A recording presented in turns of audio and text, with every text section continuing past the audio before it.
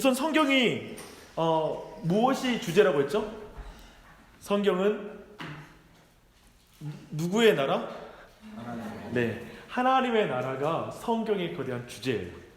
그리고 하나님께서 아담과 하와를 지으시고 그리고 에덴 동산에다 그들을 두시고 거기에서 하나님께서 그 가운데 다스리시는 이 관계는 하나님 나라를 보여주는 거예요. 처음부터 하나님 나라가 하나님의 목적이었고 마지막 날까지 하나님의 나라는 계속돼요. 하나님 나라는 영원해요. 근데 이제 이렇게 성경이 그런 의미에서는 하나님 나라로 시작해서 하나님 나라로 마치는 게 성경의 이야기예요. 아까 말한 대로 하나님의 나라는 곧 왕이신 하나님, 백성인 우리 인간, 그리고 에덴 동산 처음에는 그 공간, 그 땅이죠. 그 땅에서 그리고 지금은 온 우주이겠죠. 그 가운데 하나님의 나라가 완성되는 것까지 가는 게 이제 이 성경의 이야기예요. 그래서 창조에서부터 이제 마지막에 그 새 하늘과 새 땅, 새 예루살렘, 새 에덴이라고 불리는 거기까지가 성경의 거대한 주제이고 그리고 우리 안에 다루는 이 내용입니다. 근데 하나님의 청사진은 뭐냐면, 그러면 이제 이런 큰 하나님 나라의 큰 그림 봤잖아요, 그렇죠? 성경의 거대한 주제. 근데 여기에서 하나님이 가진 청사진이 뭐냐라고 했을 때 하나님이 다스리시는, 즉 주권이죠. 하나님의 주권이 자신의 그 어떤 장소, 즉 영지라고 말할 수 있을 거예요, 그렇죠? 영지에서 하나님의 현존을 완전히 누리며 살아가는 하나님의 백성, 그게 하나님의 가지신 청사진이에요. 다시 한번 말해줄까요? 하나님의 백성들이 하나님이 허락하신 땅에서, 만드신 땅에서 하나님의 통치를 받고 사는 게 하나님이 가진 하나님 나라의 청사진으로 이해하면 됩니다. 이 청사진을 포기한 적이 있다 없다? 전혀 한 번도 없어요. 그래서 계속해서 봐봐요. 성경은 처음에 에덴 동산이 있었죠. 근데 그 에덴 동산이 다시 한번 이 지상에서 약간 회복되는, 하나님을 아련하고 만나는 그 장소로 보여주는 게 성막이에요. 근데 성막에 보면 그 안에, 그 성막 구조 안에 있는 조각되어 있고 놓아진 수를 보면 나무와 열매와 꽃이 있어요. 즉 뭐냐면 에덴 동산을 거기다 재현해 놓은 거예요. 그리고 그 에덴 동산에서 지성소가 있어요. 지성소에는 스랍이 있잖아요. 즉 그 천사가 그 언약궤 위에 새겨져 있어요. 근데 원래 우리가 알다시피 이 지금 에덴 동산이 실패한 이후에 거기에 생명나무를 따먹지 못하려 하려고 막고 있는 게 뭐죠? 스랍들이, 즉 천사가 그걸 막고 있어요. 그대로 그것을 옮겨 놓은 거예요. 그 성막에다가. 거기를 함부로 들어가면 다 죽게 되는 거예요. 그 하나님을 아련하고 하나님을 만나는 그 특별한 지성소는 또다시 에덴 동산의 반복이에요. 그리고 마지막 날에 있을 새 예루살렘에서도 거기서 동일하게 우리가 하나님을 아련하고 만나는 거예요. 천사들과 함께. 이 모든 것을, 구조를 함께 이렇게 이해하면 돼요. 한 번도 하나님의 나라는 포기된 적이 없다. 하나님의 청사진은 취소된 적이 없다라는 걸 이해할 필요가 있어요. 근데 이 하나님 나라에서 언약이라는 게 중요해요. 근데 이 언약이 하나님이 그 안에 있는 사람과 백성과 관계 맺는 방식이에요. 그걸 우리가 살펴봤습니다. 그래서 그걸 두 가지 언약이 있다고 했죠. 그러니까 그 당시 고대 근동에 두 가지 언약으로 하나님과의 관계를 설명해 줬어요. 그게 뭐냐면 종주 언약과 하사 언약이라는 거였어요. 좀 어렵겠지만 조금 있다가 다시 한번 쭉 반복해 줄 거예요. 오늘 처음 오신 분도 계시니까 그렇게 해 나갈게요. 아마 모두에게도 유익할 것 같아요. 그래서 종주 언약과 왕의 하사라는 이 언약 방식으로 있잖아요. 그 백성들과 관계해 오시는 거예요. 그래서 그 관계의 성격, 그리고 그 관계를 유지시키는 것도 이 언약으로 유지시키고요. 또 그 관계를 발전시키는 것도 이 언약으로 발전시켜요. 그래서 지금 우리는 쭉 살펴봤어요. 뭐냐면 하나님의 나라, 땅이라는 공간이 있고요. 그리고 거기 백성이 있고요. 하나님이 계세요. 이것은 긴 역사라는 시간 속에서 점점 더 발전되고, 그리고 점점 더 이 언약은 유지되고 있고 이렇게 드러나고 있어요. 근데 그 과정들 쭉 보여주는 거예요. 근데 우리 모두가 여기서 이제 기억할 건, 이 하나님 나라의 이 언약에 있잖아요. 우리가 신실할 때 안식하는 나라가 하나님 나라예요. 그래서 하나님 나라에서 굉장히 중요한 단어가 안식이에요. 샬롬. 그래서 6일 동안 창조하시고 7일 때 안식하는 거예요. 그걸 보여주는 거예요. 동일하게 이스라엘 백성이 나중에 지난주에 살펴봤죠. 다윗이 다스리는 시대에 있잖아요. 그 땅이 안식해요. 그 표현을 쓰고 있어요. 그래서 끊임없이 마지막 날에 우리가 하나님 앞에 섰을 때 안식해요. 그래서 이 안식은 굉장히 또한 중요한 주제예요. 그래서 그 주제를 말하는데, 문제는 하나님께서 지금 이렇게 하나님 나라의 주제와 그리고 청사진을 가지고 계셨고 그걸 유지시키고 발전시키는 언약을 주셨어요. 근데 이것을 인간이 어떻게 하죠? 이걸 깨뜨려요. 이걸 무너뜨려요. 그래서 이 그림 있잖아요. 이 그림은 그걸 보여줘요. 에덴 동산에서 쭉 떨어져요. 그래서 타락한 죄인이 되는 거예요. 타락한 죄인이. 근데 이 타락한 죄인을 구원하는 이야기가 이제 성경의 이야기잖아요. 지금 보면은 에덴 동산과 옆에 새 예루살렘 있잖아요. 에덴 동산에 원래 가졌던 하나님 나라의 목적을 포기할 수 없으니까 이제 그 목적을 다시 회복시키는 이야기가 성경의 이야기라서 이걸 구속사라고 부르기도 하고, 이 구속을 먼저 선 언약 후 성취, 즉 먼저 말씀하시고 나서 후에 그것을 하나하나 이루시는 방식으로 하니까 이걸 언약사라고 불러요. 그래서 성경을 구속사, 언약사 이렇게 부르기도 하는 거예요. 그래서 이 목적을 이루어가는데, 중에는 그 중간중간 봐봐요. 언약들이 있잖아요. 노아 언약, 아브라함 언약, 모세 언약, 다윗 언약, 새 언약, 새 예루살렘. 이걸 이렇게 생각하시면 돼요. 마치 한 사람이 절벽에서 떨어져서 그냥 바위턱에 딱 걸려버린 거예요. 이제 아마 그 사람은 갈비뼈가 막 부러지고 다리가 불러져서 도저히 혼자로는 거기서 올라올 수 있는 방법이 없는 거예요. 어떤 사람은 아마 거기서 기절해서 아무것도 못할 수 있을 거예요. 근데 그것을 본 사람이 어떻게 하겠어요? 먼저는 아마도 밧줄을 타고 내려가서 그 사람의 우선 긴급적으로 목을 이렇게 고정시켜주고, 그리고 중요한 어떤 부분을 이제 강목을 다서 다시 묶어줄 거예요. 응급처치를 할 거예요. 그리고 나면 헬리콥터가 와서 어떤 그런 침대를 내려주고 거기다 싣고 올라가서 구체적으로 이제 병원까지 옮겨서 치료를 받게 될 거예요. 마치 그런 거예요. 인간이 타락해서 인간은 더 이상 스스로는 구원에 이를 수 없는 상태가 된 거예요. 완전하게 치명상을 입었고 회복될 수 없는 상태가 되자 하나님께서 보다시피 노아의 언약, 그리고 아브라함 언약, 모세 언약, 이 모든 과정이 마치 노아 언약은 처음에 와서 강목으로 응급처치하는 상태, 그 다음에는 아브라함을 통하여서 이제 헬리콥터와 같은 그런 침대가 내려와서 거기에 싣게 되고, 그걸 이제 구체적으로 옮기면서 의사가 응급처치하는 다윗의 언약, 그리고 그 이후에 마지막 병원까지 옮겨져서 완벽한 치료까지 이루어지는, 그래서 마지막에 치료는 어떻게 이루어지냐면요, 예수 그리스도가 오셔서 새 언약을 이루세요. 맺으세요.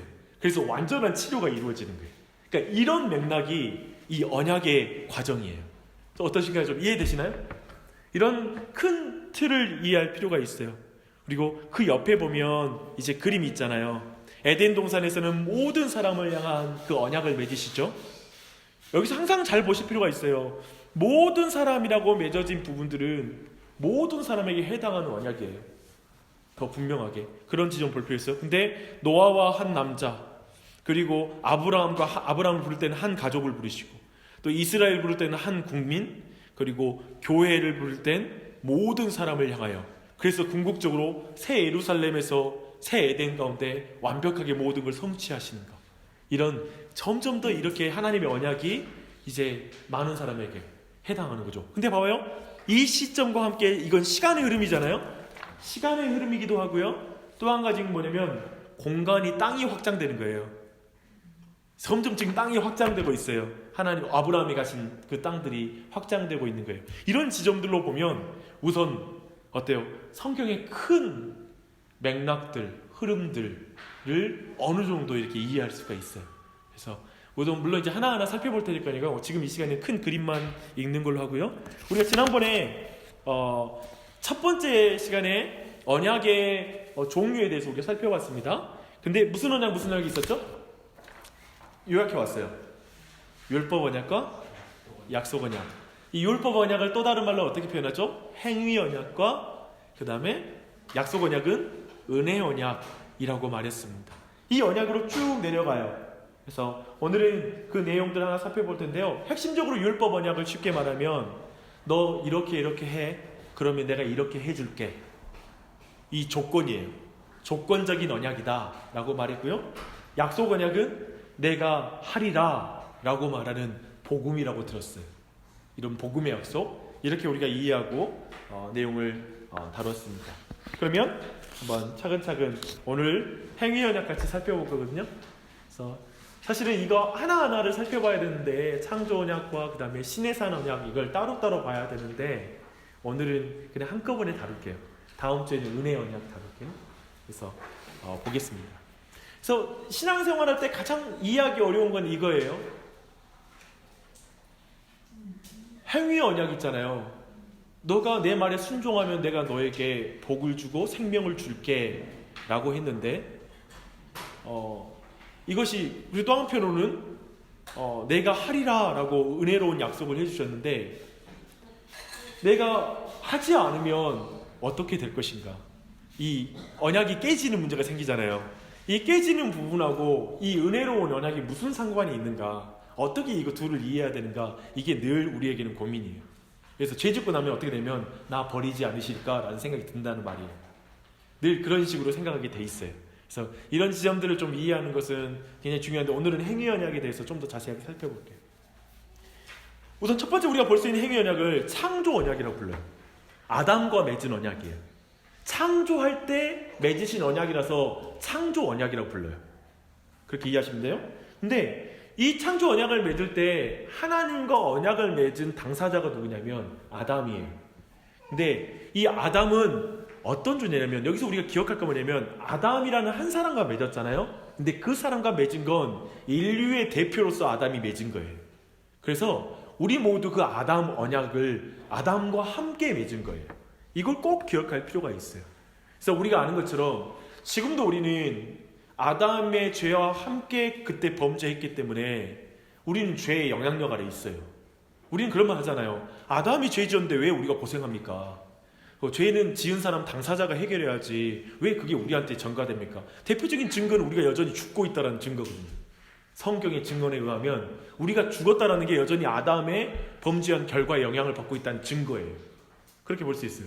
그렇게 된다면, 근데 기억해 뭐냐면 그 이유를 여기다 말하는 거예요. 인류의 머리로서 언약을 맺었기 때문에 우리도 함께 아담과 언약을 맺었다는 거예요.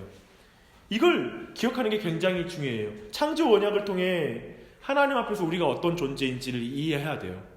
아담과 함께 죄인인 것이죠. 근데 그렇게 이해할 때 이게 중요한 이유는 뭐냐면, 이후에 계속해서 두 번째 아담을 말해요. 예수 그리스도를 두 번째 아담이라고 말해요. 성경은. 그래서 두 번째 아담이신 예수 그리스도께서 순종함으로 말미암아 이제 우리가 예수님을 믿을 때 그분으로 말미암아 우리가 의로워진다라는 우리 안에 믿음이 있어요. 성경의 증언이 있어요.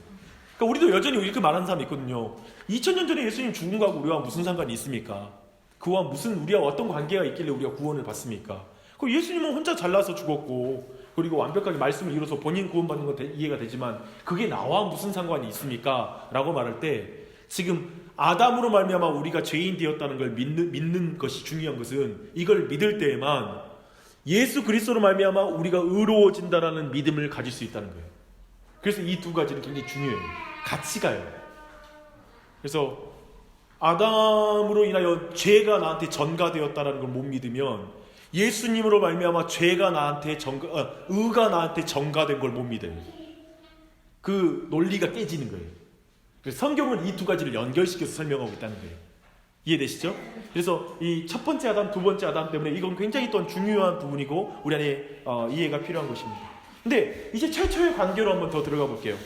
삼위일체 하나님이 자신의 기쁨을 나눌 수 있는 그 하나님의 형상으로 만든 창조물이 인간이잖아요. 근데 여기서 하나님의 형상이라는 말이 굉장히 중요해요. 이미지 오브 갓이에요. 근데 우리가 우상을 숭배하다 할 때 숭배가 이미지예요. 너희들은 이 세상에 하나님의 이미지를 만들지 말라고 하나님 명령하세요. 우상 만들지 말라는 거지. 근데 놀라운 건 하나님은 우상을 만들었어요. 이미 인간이 우상이에요.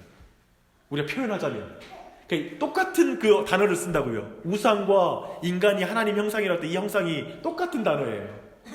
하나님께 우상은 우리예요. 하나님의 이 땅에 유일하게 하나님이 만들어 놓은 하나님의 이미지는 우리예요. 그런데 우리가 또 다른 하나님의 이미지를 만든다는 게 말이 되냐 이거예요. 하나님은 그걸 너무나 아파하시는 거죠.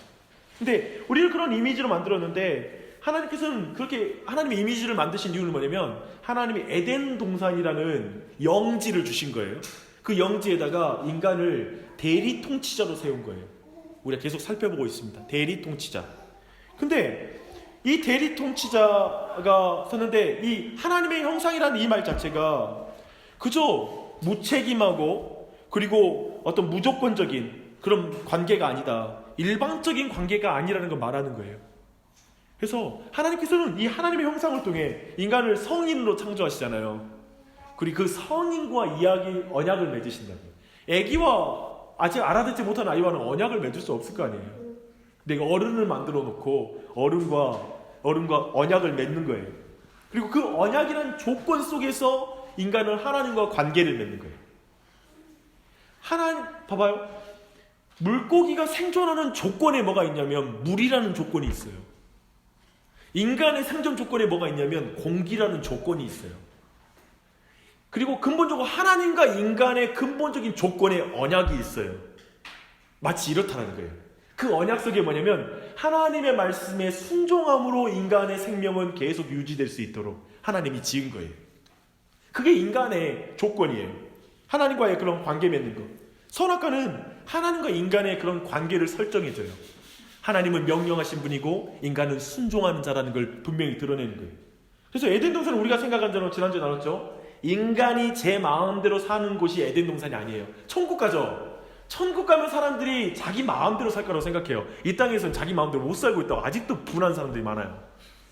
아직도 여기서 지금 하나님 말 안 듣고 죄 짓고 살거든요. 근데 아직도 내 마음대로 못 살아서 지금 원통한 사람들이 천국 가면 나 마음껏 내 욕망과 내 즐거움을 마음껏 누리는 천국 갈 거야라고 이슬람 사람들의 그런 욕망을 투영한 천국관을 가지고 있어요.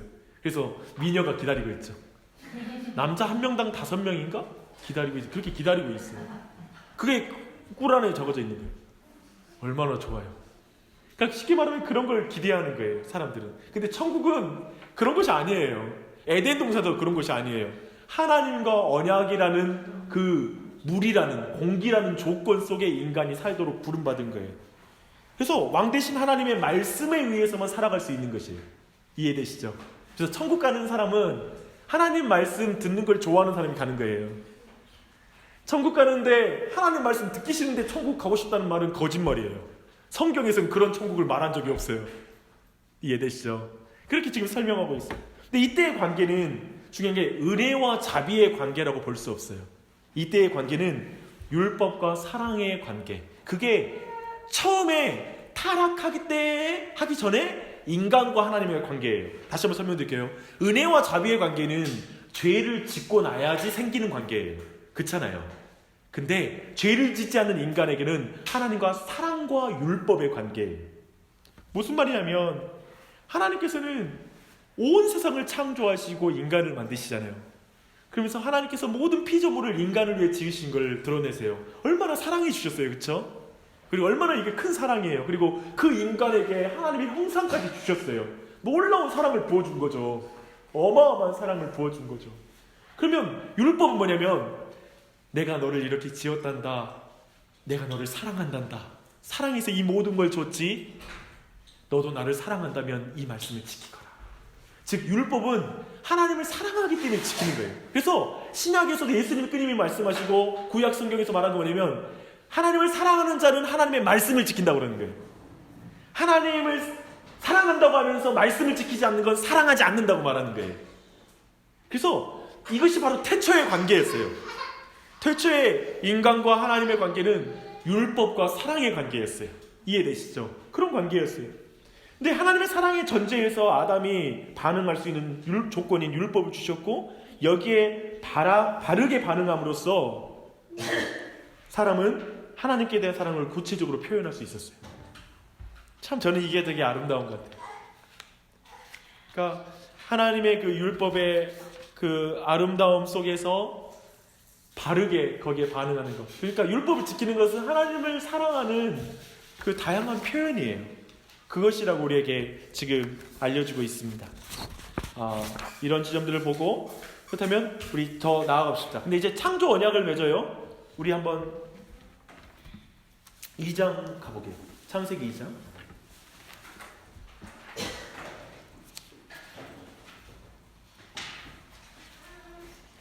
창세기 2장.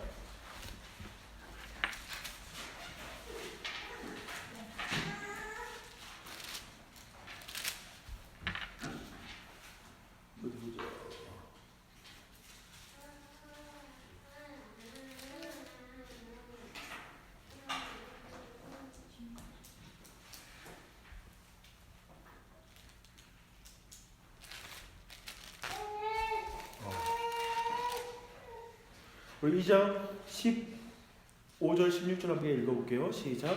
여호와 하나님이 그 사람을 이끌어 에덴 동산에 두어 그것을 경작하게 하며 지키게 하시고 여호와 하나님이 그 사람에게 명하여 이르시되 동산 각종 나무의 열매는 내가 힘으로 먹되 다음 선악을 알게 하는 나무의 열매는 먹지 말라. 내가 먹는 날에는 반드시 죽으리라 하십니다. 그렇죠. 이게 창조 언약이고 행위 언약이라고 부르는 것입니다. 그래서 언약이란 일반적으로 그 동등한 사람들끼리 맺는 것이잖아요. 그런데 인간 세상에서 참 보면은 종주라고 부르는 큰 왕과 봉신이라고 부르는 작은 왕 사이에 그들 가운데 언약이 맺어질 때 큰 왕이 선포하는 게 그게 언약이 돼요. 쉽게 말하면 힘 있는 사람이 선포하는 게 언약이 되는 거예요. 그 언약의 준수사항을 지키는 것이 봉신의 몫이 돼요. 그러니까 힘없는 사람이 그걸 지켜야 되는 거예요. 근데 절대 주권자이신 하나님과 피조물 사이의 인간의 언약은 더욱더 그렇다는 거예요. 그래서 하나님께서 명하시는 것이 언약이 돼요. 그래서 성경에 수없이 많은 하나님의 명령이 있잖아요. 명령이 이렇게 하라라고 하는 명령 그 자체가 다 행위 언약이에요.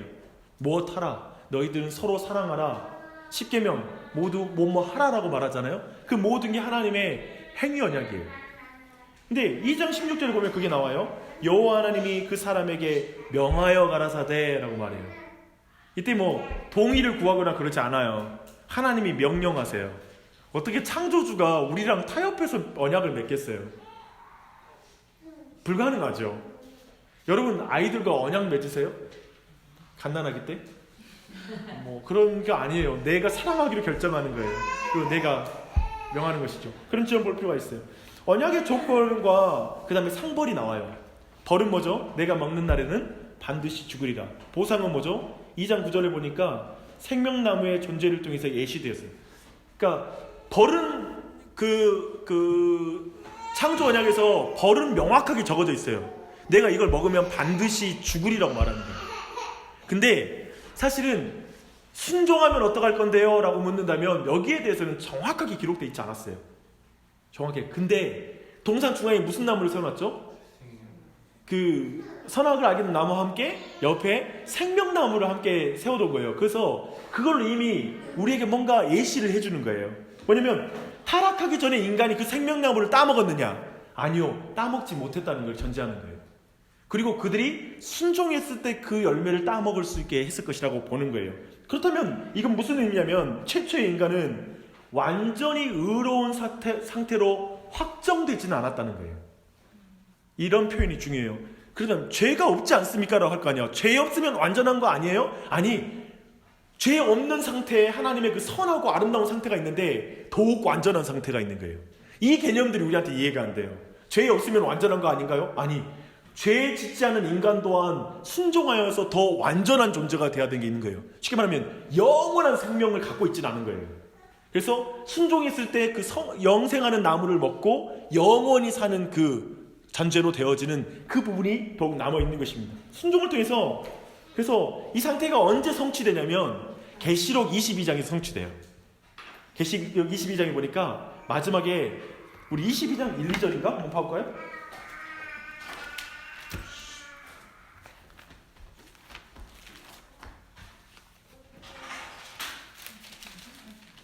네, 22장 2절 볼게요. 길 가운데로 흐르더라. 강 좌우에 생명나무가 있어 12가지 열매를 맺되 달마다 그 열매를 맺고 그 나무 잎사귀들은 만국을 치료하기 위하여 있더라. 그러니까 마지막에 이제 새 하늘과 새 땅에 이 생명나무가 그대로 있어요. 그리고 그때 이제 그것을 우리가 누리게 되죠. 근데 기억할 뭐냐면 그 생명나무를 취하는 것은 오직 순종을 통해 생명나무의 열매를 취할 수 있다는 거예요. 그래서 오늘날도 동일해요. 우리 또한도 예수 그리스도를 믿음으로 말미암아 순종함으로 말미암아 생명을 얻게 되는 거예요. 그 지점들을 같이 보여주고 있죠. 에덴 동산은 이렇게 하나님과 인간이 언약으로 관계 맺음으로 인격적이고 책임 있는 관계를 맺는 곳이에요. 그래서 이 언약의 목적을 이해할 필요가 있어요. 이것 때문에 죄를 짓고 타락하게 했다는 식으로 이 본문을 사용하면 안 돼요. 그러니까 자꾸 선악을 알게 하는 나무를 생각하면 아유 그걸 왜 지어가지고 사람이 타락하게 하고 이렇게 죽게 했나 라는 걸 자꾸 질문하는 방식으로 가는데, 도리어 생명나무는 선악을 알게 하는 나무는 인간으로 하여금 순종하게 하고 책임 있고 그리고 인격적인 관계를 맺게 함으로 말미암아 순종함으로 더 큰 생명을 얻게 하는 좋은 목적으로 주어진 거예요. 자꾸 우리는 안 좋은 목적으로 생명나무를 생각하잖아요. 그 선악을 알게 하는 나무를. 그것 때문에 우리가 타락했다고, 생명을 잃었다고. 왜 그 기회를 주냐고. 아니, 더 큰 영원한 생명을 주기 위한 것이라고요. 그리고 인격적인 관계를 맺기 위한 그런 걸 우리가 이해할 수가 있습니다. 네, 이때 아담은 이런 면에서 또 한 가지 이렇게 비난하는 이야기 때문에 좀 더 우리가 살펴봐야 될 게 있어요. 자꾸 우리는 선악을 알게 하는 나무라든지 또 오늘날은 어떻게 되냐면 율법, 성경 말씀을 굉장히 제가 주일날 예를 들면 성경의 율법의 말씀, 우리가 지키지 못하는 인간의 죄된 모습을 자꾸 내가 드러내잖아요. 그러면 우리 마음에는 자꾸 뭐냐면 왜 이렇게 어렵고 좀 부담스럽게 만드세요? 정말 이런 마음이 들어요. 왜냐하면 그게 우리 안에 어렵기 때문에, 또 지켜야 될 내용이 많아지면 부담스러우니까 자꾸 우리는 그 방향으로 가요. 근데 그렇게 말한 이유는 또 한편으로는 목사 입장에서는 어떠냐면, 그렇기 때문에 예수 그리스도를 붙잡고 더 큰 생명으로 나아가길 원하는 마음으로 죄를 건드려야 되거든요. 우리의 모습이 드러나야 되거든. 근데 이 선한 방법적으로 우리도 오늘날에도 이해가 안 된다는 거예요. 오늘날에도 율법 보고 그러면 그냥 예수님만 믿을래요. 그냥 구약 율법 그냥 배우기 싫어요. 레위기는 나 너무 이상해요. 라는 식으로 나간다는 거예요. 오늘날에도 동일하다는 거예요. 그런 의미에서는 좀 더 살펴봐야 돼요. 하나님이 얼마나 선하셨는지를. 근데 이때 아담은 우리하고 완전히 다른 상태였어요. 마치 예수님께서 죄를 알지도 못하셨다라고 말씀하시잖아요. 예수님은 죄를 알지 못하셨잖아요. 그것처럼 아담도 죄를 몰랐어요. 예수님도 시험은 받으시지만 죄는 없으시다고 말씀하신 것과 굉장히 유사한 상태였어요. 이때 아담은 타락한 본성이 없는 상태. 얼마나 부럽습니까? 죄와 죄의 비참함에서 완전히 자유로운 상태. 이게 아담의 상태였어요. 그때는 아담은 지혜와 거룩을 지녔고요, 부족함이 없는 최상의 환경에 거했어요. 부족함이 전혀 없었어요. 그런 의미에서 환경 때문에 죄졌다고 말하는 건 핑계가 될 수 없어요. 아담에게. 우리는 환경이 좋아도 죄 지어요. 기억하십시오. 여러분 늘 이 말 하면 안 돼요. 이 오늘 내용을 아는다면 환경이 안 좋아서 내가 이렇게 산다고. 아니요. 인간은 환경이 좋아도 죄를 지어요. 그 위험이 있어요. 이 사실을 우리가 더 기억해야 되겠죠. 심지어 아담은 죄의 영향이 전혀 없는데도 죄를 지었는데 우리는 어떻게 했어요? 죄 짓는 기계죠. 네. 자유의지가 있어서 죄를 짓지 않는 능력도 있었지만 불순종할 수 있는 가능성도 가지고 있는 상태였어요. 이게 아담의 상태예요. 그는 시험을 치르고 있는 상태여서, 그런데 아직 합격 여부는 확정되어지지 않은 상태예요. 왜냐하면 이 당시에 지금 아직 순종 안 했잖아요. 선악을 알게 하는 나무, 그걸 먹어야 되는 그 테스트 기간 동안 있잖아요. 그런 상태였어요. 핵심은 뭐냐면 지킬 수 있는 언약을 하나님이 주셨다는 거예요. 우리는 선악을 알게 하는 나무를 생각할 때 지킬 수 없다라고 생각하는 경향이 있는데, 아니, 지킬 수 있는 상태였던 거예요. 아담의 상태가. 그때 큐티는 오직 본문이 하나밖에 없어요. 선악을 알게 하는 나무들 먹지 마라. 이거밖에는 큐티할 본문이 없어. 근데 인간이 결국 죄를 지어요. 우리는 지금 너무 말씀이 많잖아요. 그러므로 선악을 따먹는 것, 행위 언약을 깨뜨린 것은 전적으로 아담의 잘못이지 그 언약을 제정하신 하나님이 잘못된 것이 아니다 라는 걸 이해할 필요가 있습니다. 이걸 좀 인정하시나요? 어떤가요? 여러분 좀 더 여러분이 이런 이해를 가지고 더 나가보십시다. 근데 이제 볼 것은 왜 하나님께서 아담의 범죄를 허락하셨는가에 대한 지점을 좀 생각해 보게요. 왜 하나님이 아담에게 범죄하는 걸 허락하셨을까? 왜 하나님께서 아담이 범죄하는 순간에 막지 않으셨는가? 왜 이 비참한 비극을 허락하셨는가라는 질문이 우리에겐 끊임없이 나오는 질문이에요. 여기서 우리는 다시 한번 책임있고 인격적인 관계를 더욱 생각해 봐야 돼요. 그러니까 인간이 로봇을 만들지 않은 거예요. 하나님께서. 하나님께는 책임있고 인격적인 관계로서 인간의 그 형상을 만든 거예요. 좀 더 깊이 들어가서 하나님께서 영원전에 맺어진 구속 언약 속에서, 지난번에 이 질문에서 이야기 나눴었죠, 그렇죠? 그 내용에 대한 다시 반복이기도 해요. 뭐냐면 태초에 인간을 만드시기 전에 삼위일체 하나님 사이에 언약이 있었다라고 보는 거예요. 이건 성경에 이미 우리를 택하신 거, 태초 창세전에 우리를 택하셨다 말씀, 그런 모든 말씀을 기반으로 우리가 이제 추론하고 합리적인 그 말을 하는 거예요. 뭐냐면 창세전에 삼위일체 하나님 사이에 구속의 언약이 있었는데, 둘째 아담, 즉 예수 그리스도의 더 온전하고 완전한 순종의 길을 통해서 인간의 구속의 길을 계획해 놓으셨다는 거예요. 이것이 인간이 타락 전에 이미 하나님께서는 예수 그리스도 성자를 통하여 인간을, 죄인을 구속하시는 그 온전한 계획을 바라보고 계시다는 거예요. 영원에서 영원에 이르는 계획을 이루어 가신 하나님께서, 전능한 능력을 사용하시는 하나님께서 충분히 주님의 뜻을 성취하기에 바로 그 모든 걸 허용하셨다는 거예요. 인간이 죄를 짓는 것, 아담이 타락하는 것을 허용하셨다라고 보는 거예요. 인간이 죄 짓게 한 게 아니라 인간이 자유의지를 가지고 죄 짓는 것을 그냥 하나님이 보시는 거예요. 그 모든 것 가운데 하나님이 그것들을 허용해 주시는 거예요. 이렇게 이해하는 거예요. 근데 이렇게 들어가면 또 이해되지 않는 부분 참 많이 있을 거라는 생각이 듭니다. 근데 기억할 거 뭐냐면, 그런 하나님께 우리의 인생이 놓여 있다라는 거예요.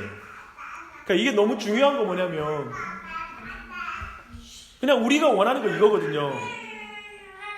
네, 좀 엄청나네요. 이제 많이 컸어요, 많이 컸어요.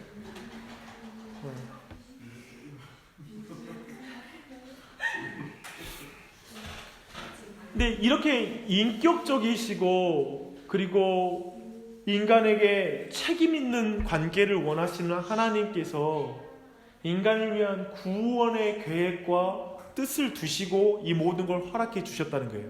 허용해 주셨다는 거예요. 생각해 보십시오. 우리가 잘못할 때마다 하나님이 아예 죄 짓지 못하게 행하신다고 생각해 봐요. 뭐 나쁜 거 보려면 눈이 돌아가고, 나쁜 데로 걸어가려면 다리 몽댕이가 부러지고 그런 표현을 쓰잖아요. 그리고 막 나쁜 일, 뭐 손으로 나쁜 나름을 때리려고 하면 손이 그냥 이렇게 부러져 버리고. 하나님이 만약 그렇게 행하신다면 실제로 하나님 그렇게 개입하지 않으세요. 그리고 우리는 아마도 제가 말하지만 자꾸 자유의지 논쟁을 할 때 사람들은 하나님이 이미 알고 계시면서 허락하셨으면 인간은 진정 자유를 가지고 있는 것입니까? 그냥 하나님의 그런 계획 가운데 그저 인간이 들어있는 거 아닙니까? 라는 식으로 자꾸 말해요. 자꾸 말하지만 인간은 자유롭게 행하고 있어요. 하나님이 거기에서 여러분 죄짓게 억지로 하는 게 없어요. 여러분 지금도 한 번도, 여러분 분명히 기억하실 거예요. 여러분이 마음대로 결정해서 여기까지 왔지. 그쵸? 물론 이래요. 죄 짓는 데 있어서 여러분 마음껏 자유롭게 결정하고 죄를 지었고 죄 짓는 종류만 결정했을 뿐이죠. 그랬으나 하나님을 결정할 땐 하나님께서 여러분에게 은혜를 주셨겠죠.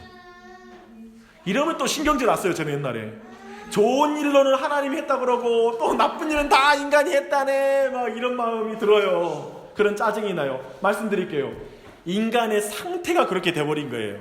선을 선택하지 못하는, 하나님을 선택하지 못하고 악의 종류만 선택하는 자유가 남은 거예요. 이해되세요? 인간이 가진 자유란 그런 자유예요. 죄의 종류를 선택하는. 성경에서 말하는 죄의 종류는 윤리적인 것만이 아니에요. 하나님과 분리되는 게 죄예요. 아무리 윤리적으로 살아도 그리고 아무리 종교적으로 살아도 하나님과 분리되면 이게 죄의 종류라고 보는 거예요. 이해되시죠? 성경이 말하는 죄의 개념은 그거예요. 하나님으로부터 분리되는 거. 그런 의미에서 본다면 인간이 하나님을 선택하는 건 철저히 하나님의 은혜가 아니면 선택을 못하고요. 인간이 악을 선택하는 건 가만히 놔두면 자발적으로 선택이 돼요. 이게 인간의 상태인 거예요. 이런 의미에서 본다면 자꾸 자유주의 논쟁을 이상하게 몰아가지 마라. 막 하나님 뭐 이런 왜 자유주의를 애초에 주셨어요. 로봇으로 살든지. 지금 막 우리가 왜 인간을 자유주의 주셨어요? 왜 인간이 죄 짓도록 허용하셨어요? 이런 많은 우리의 말들은 뭐냐면 실제로 그대로 되면 굉장히 우리가 불편해져요. 말할 수 없는 여러분 삶을 살 거예요. 하나님께는 그분의 지혜와 기쁘신 뜻과 그분의 사랑 안에서 이 모든 역사를 허용하셨어요. 기억할 건 인간이 죄 짓고 고생하는 거 누가 보상해 줍니까? 말하는데 성경은 애초에 하나님 당신이 인간이 되어 피조물이 되어 고통당하고 죽으시는 그 아픔을 감수하시면서 이 계획을 주셨어요. 그런 의미에서 우리는 이 하나님의 뜻에 대해서 뭐라고 고발할 자가 없어요. 고소할 자가 없어요. 이 안에 하나님의 기쁘신 뜻을 믿고 우리가 이해하는 것 그리고 믿는 것 외에는 다른 방법이 없어요. 근데 결국에는 이렇게 하나님께서 이런 실수를 통해서 하나님은 우리 결과를 맛보게 하셨는데요. 즉 인간의 죄의 역사를 통해서 예수 그리스도의 은혜를 맛보게 했어요. 인간의 역사에서. 근데 이것은 대다수의 부모가 자녀를 키울 때와 다른 점이에요. 하나님은 우리의 잘못으로 그분의 계획을 근본적으로 바꿔야 할 만큼 무능한 분이 아니잖아요. 우리를 돌이킬 능력과 우리를 회복시키는 능력뿐만 아니라 우리의 잘못도 선으로 바꿀 수 있는 분이에요. 근데 우리는 자녀를 키울 때 어떻게 해서든 나쁜 길 못 가게 해야 되고 그리고 실수 못하게 해야 되고 완벽히 보호해야 되고 왜냐하면 뒷수습이 안 되겠거든요. 어떻게 내가 못하겠거든요. 근데 하나님 안 그래요. 하나님은 능력이 있어요. 그분의 뜻을 반드시 이루어요. 그거 안에서 지금 하나님께서 아담의 범죄를 허락하시는 거예요. 이렇게 여러분이 좀 이해하면 훨씬 더 풍성하게 이 부분이 이해될 것 같습니다. 이 하나님을 믿어야 그리스도인들은 평안해지는 거예요. 제가 말하고 싶은 제가 신대원에 가고 그리고 내가 성경을 보면서 배운 평안과 위로는 이런 지점이었어요. 제가 발견한 건 하나님은 심지어는 악을 선으로 바꾸신 그 하나님이 내게 우리가 믿고 있는 것이고 그분이 우리 하나님이라는 거예요.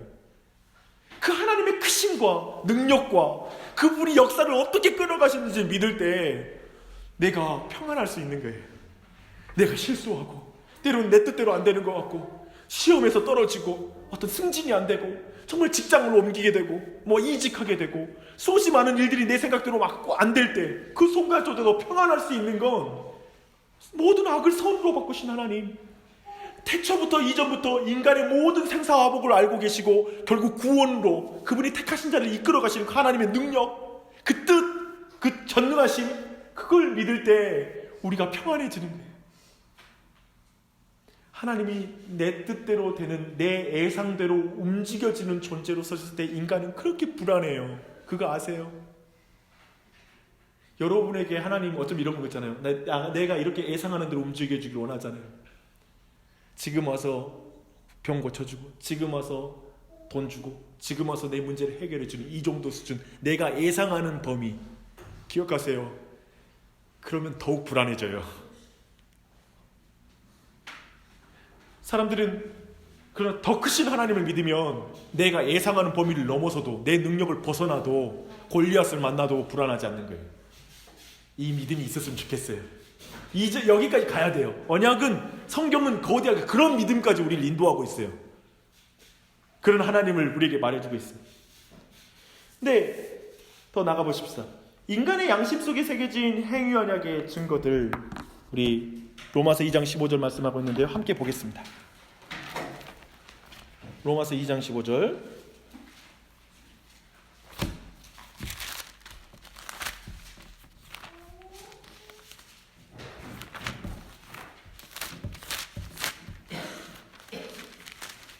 함께 읽겠습니다. 시작. 이런 이들은 그 양심이 증거가 되어 그 생각들이 서로 혹은 고발하며 혹은 변명하여 그 마음에 새긴 율법의 행위를 나타내니라.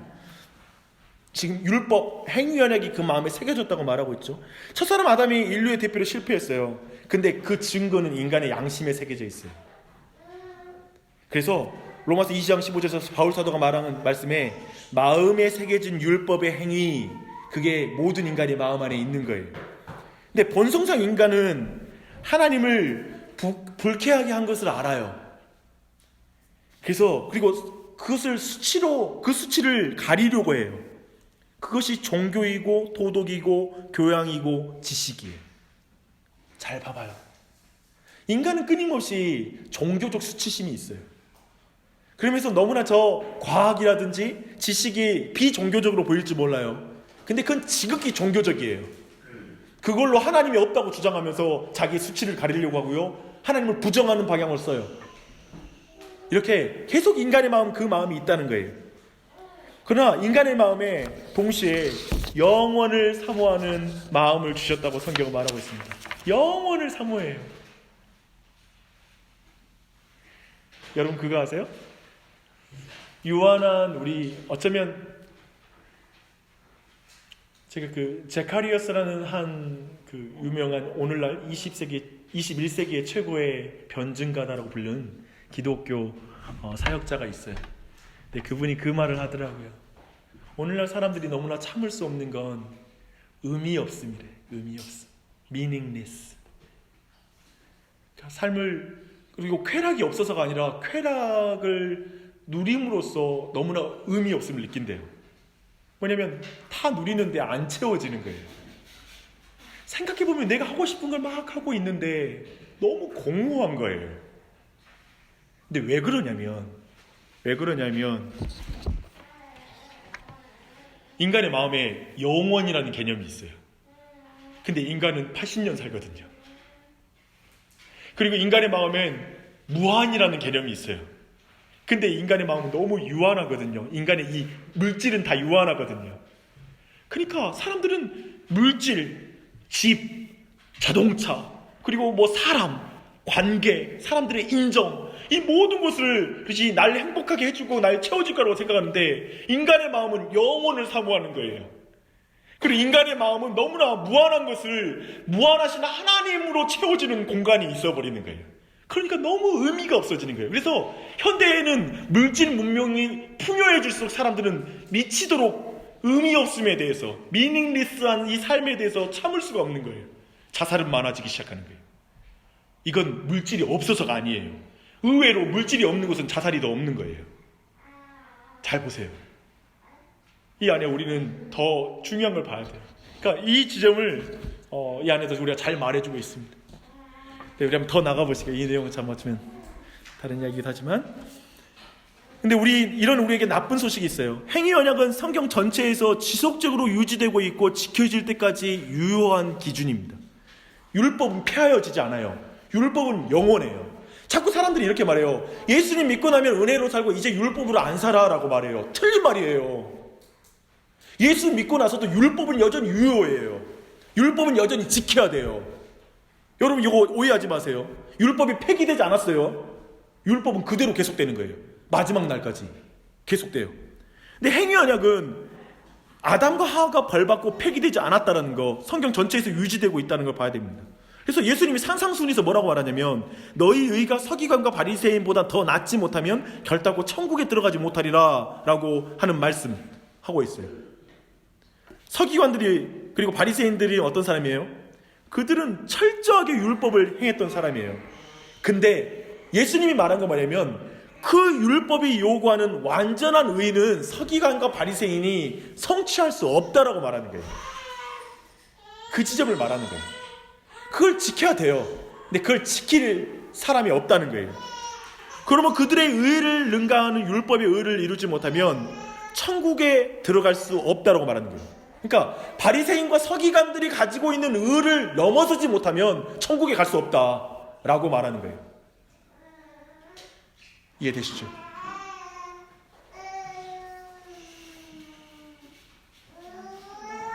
기억하세요. 심판의 기준은 행위예요. 여러분 마지막 날에 있을 심판의 기준은 율법이에요. 그 기준으로 심판받아요. 그런데 우리에게 일어난 일은 뭐냐면 이는 우리가 다 반드시 그리스도의 심판대 앞에서 드러나 각각 선악간에 그 몸으로 행한 것을 따라 받으려 함이니라. 전부 다 우리가 행한 바로 심판받을 거예요. 그런데 우리에게 좋은 소식이 있다는 거예요. 이게 중요한 거예요. 그런데 우리에게 좋은 소식이 있는데 그리스도의 적극적인 순종과 죽으심은 율법의 모든 요구를 이루었다는 거예요. 율법에서 원하는 모든 것을 바리새인과 서기관의 의와는 비교할 수 없는 의인께서 그 모든 율법을 이루신 거예요. 우리는 모든 믿는 자에게 거저주시는 전가되는 그리스도의 의를 가지고 하나님의 심판대 앞에 서는 거예요. 그래서 마지막 심판대에서는 행위대로 심판하시거든요. 근데 그리스도인들은 그리스도의 행위로 말미암아 이 심판을 받아요. 우리가 예수님 믿을 때 그 행위가 하나님 눈에 보이는 거예요. 그래서 우리가 하나님 앞에 구원을 받고, 예수 그리스도의 행위를 믿지 않으면, 예수님이 행하신 걸 믿지 않으면 자기의 행위대로 심판을 받는 거예요. 그걸 성경이 말하는 거예요. 그러면 마지막에 분명하게 마지막에 심판의 기준은 뭡니까? 율법. 맞죠? 마지막에 심판의 기준은 율법이에요. 그걸 분명하게 성경은 보여주고 있습니다. 이런 지점을 이해하는 건 굉장히 중요해요. 차근차근 더 가볼게요. 지금 오늘 더 속도감 있게 다음 또 중요한 점 있으니까 우리 출애굽기 24장으로 갈게요. 이게 첫 번째 창조 언약의 전체적인 내용이에요. 창조 언약의 아담과 맺은 창조 언약의 내용입니다. 기억하세요. 봐봐요. 제가 보는 거 그거예요. 그 성경에 시작할 때 하나님이 가졌던 그 율법에 대한 기준이 있잖아요. 이 기준, 그리고 타락 이후에 시내산 언약을 줄 때 우리 모두가 하는 말은 뭐냐면, 지키지도 못할 언약을 왜 이렇게 막 주셔? 라는 그런 기분이에요. 율법이라는 게 그래요, 우리한테. 그래서 좀 인간의 수준에 맞춰서 줘야 되는 거 아니야? 라는 생각이 드는 거지.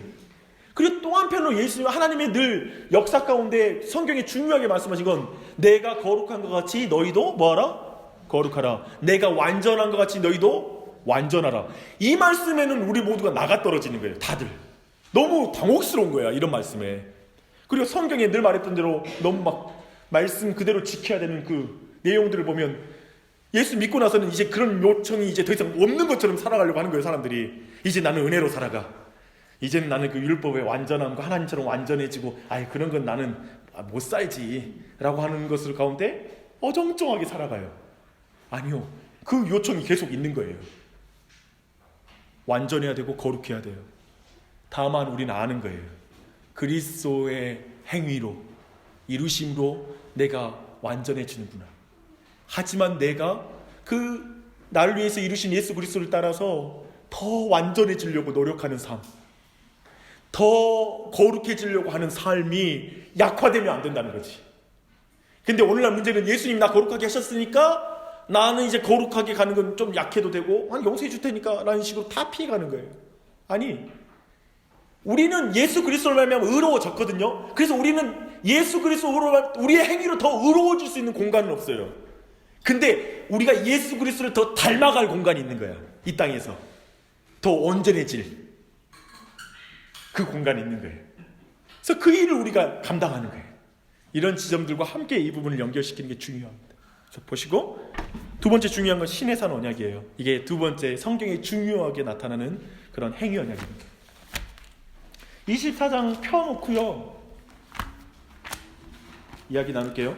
출애굽기, 우리가 늘 많이 나눴던 말씀이에요. 10계명을 주는 장면입니다.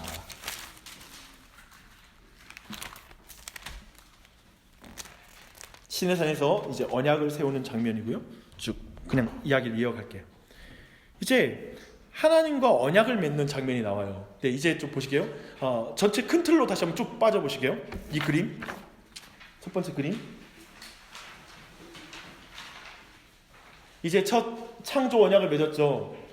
그리고 나서 지금 아담과 온 인류가 맺은 언약이었잖아요. 방금 말했던 창조 언약이. 근데 이제 넘어가서 이스라엘과 한 국민의 언약이 되는 거예요. 그 표에 의하면 이제 시간이 지났어요. 그래서 모세를 통하여 이스라엘 전체와 하나님이 언약을 맺으세요. 근데 이스라엘 전체가 이제 하나님 나라의 백성이에요. 그리고 하나님이 다스리는 국가예요. 하나님 나라예요. 이제 그 상태에서 보십시다. 이때 언약을 맺을 때 19장 4절로 6절 말씀 보니까요, 하나님이 이렇게 말해요. 내 말을 잘 듣고 내 언약을 지키면, 조건이에요. 백성들이 뭐라고 하냐면 8절에 보면 그렇게 하겠다라고 고백해요. 그러자 모세가 피를 취하여 절반은 단에 뿌리고 절반은 백성에게 뿌리면서 언약의 피라고 말해요. 비준한 거죠. 이제 언약을 체결한 걸 보여주는 거예요. 그래서 결과는 뭐냐면 하나님의 모습을 이제 장로들에게 보여줘요. 언약의 피 때문에 이때 70 장로들이 죽지 않고 살아요. 이것이 소위 시내산 언약이라고 부르는 거예요. 이때 기억나세요? 이 장면? 하나님의 등을 보여주셨다고 한 장면이에요. 언약 체결하고 나서 체결 안에 아름답게 하고 식사까지 아름답게 마무리를 합니다. 근데 여기서 오해는 뭐냐면, 오늘날 많은 오해는 뭐냐면, 구약시대 사람들, 특히 이스라엘 백성들은 어떻게 구원 얻었습니까? 라고 말하면 옛날에 세대주의자라고 말하는 사람들이 있어요. 근데 세대주의자가 무슨 말하면 이런 식으로 표현하는 거예요. 구약은 율법시대, 신약은 은혜시대입니다 라는 표현. 그리고 예를 들면 구약은 성부 하나님, 신약은 성자 하나님이 계시던 시대, 그리고 이제 예수님 승천한 이후에는 성령 하나님 시대예요 라고 말하는 거. 이런 모든 게 세대주의적인 관점이에요. 뭐냐면 삼위일체 하나님이 모든 역사에 계시거든요. 예를 들면 이런 관점을 저는 믿어요. 근데 어느 시대를 이렇게 구분해서 설명하려고 하는 그런 경향이 있어요. 근데 구약시대 사람들은, 이 옛세대주의자 사람들은 율법을 지킴으로 구원받는다고 말한 거예요. 구약 때에는. 이런 말 여러분 안 들어봤어요? 사실 이게 제가 자랄 때 분위기였어요. 저도 교회에서 이런 말 많이 들었어요. 구약 사람들은 율법을 지킴으로 구원받는데 신약에 우리는 예수님의 은혜로 구원받아 얼마나 좋아 라는 말 많이 들었어요. 근데 예전에 그렇게 이해했어요. 그러나 아담 이래로 마지막까지 믿음 외에 다른 구원의 방도는 주어진 적이 없다라는 게 성경의 가르침이에요. 이걸 주목해야 돼요. 한 번도 율법을 행하여서 구원을 받는다는 개념이 없어요. 은혜로 구원받는 거예요. 다윗을 보세요. 아브라함을 보세요. 그들에게 율법을 완벽하게 지켜서의 문제가 아닌 거예요. 그들이 믿음에 의로워졌더라, 아브라함에게 말하죠. 철저히 믿음 가운데 의로워지는 거예요. 그걸 철저하게 성경 내내 보여주고 있습니다. 구원은 하나님과 인간의 또 한 가지 오해는 뭐냐면, 구원은 하나님과 인간의 협력으로 이루어진다는 개념이에요. 이게 시너기즘이라고 하는 건데요, 언약적 율법주의라고 불러요. 구원을 하나님과 인간의 협력으로 이루어진다는 가르침들이 너무나 많아요. 이런 거죠. 신약에 이제 구원 받았으니까 이런 말 해요. 이제 예수님의 은혜로 구원 받았으니까 이제 하나님 말씀 잘 지켜야지, 지켜서 이제 천국 가야지, 의로워져야지, 막 의로운 사람 뭐 그런 식으로 표현하는 경우가 있거든요. 근데 잘 보면 되게 두 개가 섞여 있어요. 구원은 오직 은혜로만 받아요. 오직 구원은 믿음으로 받아요. 행함으로 받지 않아요 라는 게 선언이에요. 그렇다면 행위는 무슨 의미냐라는 것만 남을 뿐이죠. 그렇죠?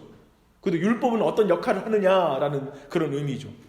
그럼 오늘 계속 우리가 살펴볼 거예요. 오늘 주제가 그런 주제이기도 해요. 한번 보시게요.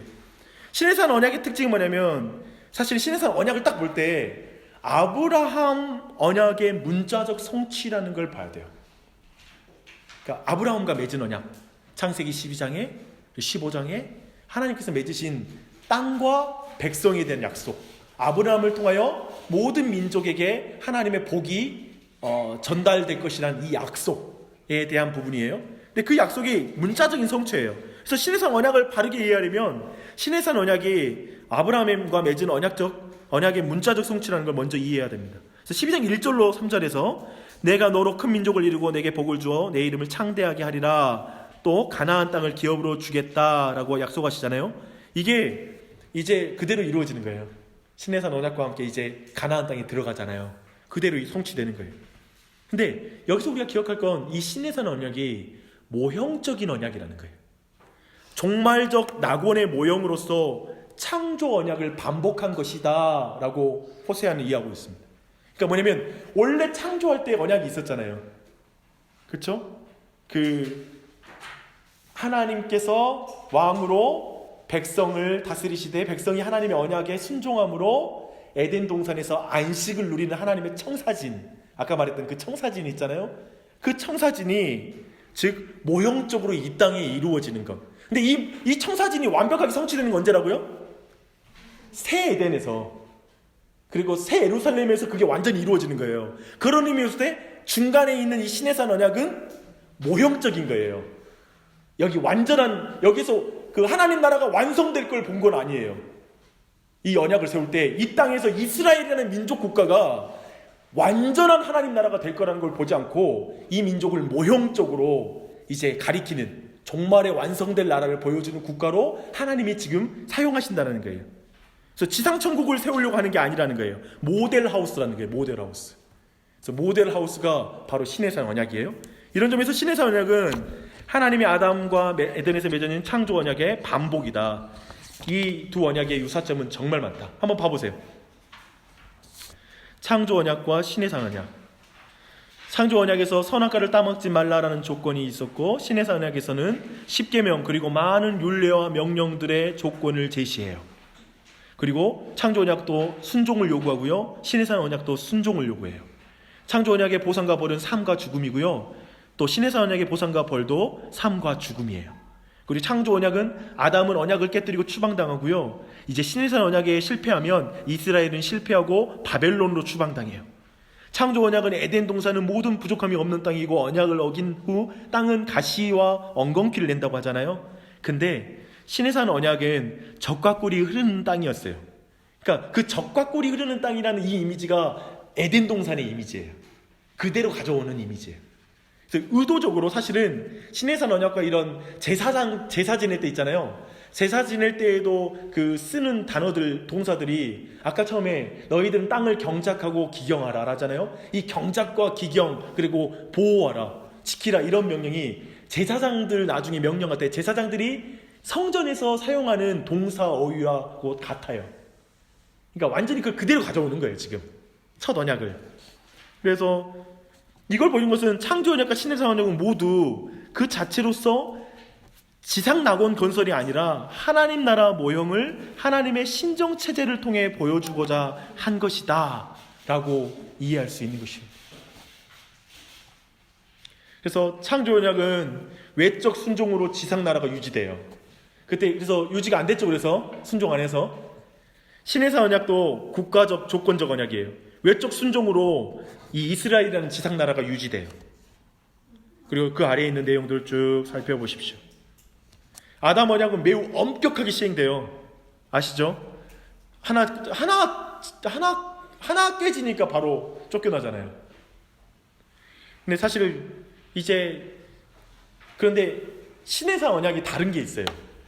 이게 계시의 점진성이라고 하는 거거든요. 뭐가 있냐면 용서와 속죄 규정이 포함되는 거예요. 놀랍게도. 그래서 레위기를 중심으로 제사 규정이 있고요, 이스라엘이 죄를 지을 것을 아시고 그렇게 하시는 거예요.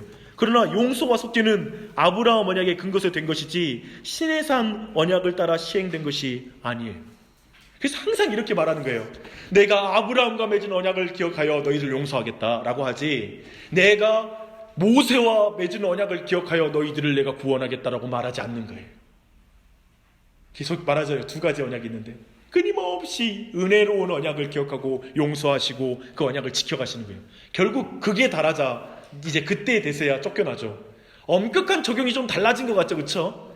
에덴 동산은 하나 어기자마자 쫓겨났고, 이쪽은 하나님이 용서하는 모든 방법도 주셨으니까 그 가운데 유지되다가 어디가가 되면 나라가 망하냐면 제사장이 완전히 타락해버렸을 때, 그 다음에 선지자가 완전히 타락해버렸을 때, 이제 더 이상 제사 제도와 더 이상 회복의 시스템이 아예 망가져버렸을 때, 그때 이스라엘이 멸망당하는 거예요. 더 이상의 이제 유지할 수 없는 상태가 된 것이죠. 이해되시죠? 그러면 훨씬 더 심판의 이유들이 우리가 잘 이해될 수 있겠죠? 그래서 시내산 언약은 천상의 안식이 아니라 지상의 모형적 안식을 보상하고 약속하고 있다. 시내산 언약은 일시적인 것이다. 근데 이 언약이 언제 이루어졌다고요? 이 천상의 안식을, 모형적 안식을 이 땅에 주는 건데 누구 때? 다윗 때. 그때 지난주에 우리가 본 것처럼 그 땅에 하나님이 평안을 주었다라는 표현을 주는 거예요. 안식을 주셨다는 표현을 하는 거예요. 그래서 다윗 왕 때 드디어 그 가시적인 이 땅의 나라의 왕으로 이제 그걸 이루는 걸 보여주는 거예요. 옛날에 왕이었던 아담은 실패했는데 이제 진짜 정말 참된 왕인 다윗을 통하여 그게 이루어지는 걸 보여주는 거예요. 그런 걸 보여줍니다. 그래서 근데 이 더 좋은 언약은 더 좋은 언약이 올 때 신의 산 언약은 더 좋은 언약으로 대치될 것이라고 히브리서 8장 13절이 말합니다. 이 내용들 여러분 많이 보셨죠? 제가 한번 읽어드릴게요. 찾지 않으셔도 돼요. 8장 13절에 보니까요, 새 언약이라 말씀하셨음에 첫 것은 낡아지게 하신 것이니 낡아지고 쇠하는 것은 없어져 가는 것이라. 그래서 옛 언약, 그것은 낡아져 없어져 가는 것이다.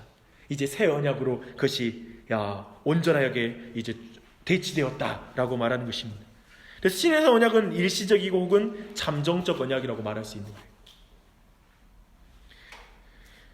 한번 넘어가 보십시오. 이스라엘 백성이 넘어진 것은 신의 산 언약을 복음으로 착각했기 때문이다. 이걸 한번 봐야 되겠죠. 근데 이제 이스라엘 백성이 결국에 나중에 넘어지고 멸망하잖아요. 근데 그 원인은 뭐냐면 이 신의 산 언약을 복음으로 착각한 거예요. 무슨 말이냐면 이 신의 산과 언약과 율법에 대한 착각과 무지가 그들을 넘어지게 하는 거예요.